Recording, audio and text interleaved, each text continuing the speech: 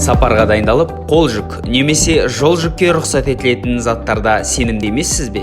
Онда бірге талқылайық. Жүк бөлімінде ғана тасымалданылатын заттар: өткір, үшкір заттар, ыдысы 100 мл-ден асатын сұйықтық, ет, балық, бал, шақпақ және сіріңке. Ал тек қол жүгімен саяхаттасаңыз, онда ұшақ бортына келесі заттарды алуға рұқсат етіледі.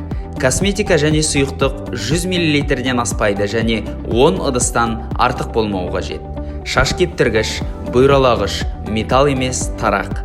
Балалар тағамы, дәрі-дәрмектер, гүл мен жинамалы қолшатыр, гаджеттер мен зарядтағыштар. Келесі заттар қол жүгінде де, жол жүкте де рұқсат етілмейді. Атыс қаруы, газдар, жарылғыш заттар, жанғыш сұйықтықтар, улы заттар, каустикалық заттар, электросамокаттар. Ережелерді сақтап, қауіпсіз және жайлы саяхаттаңыз.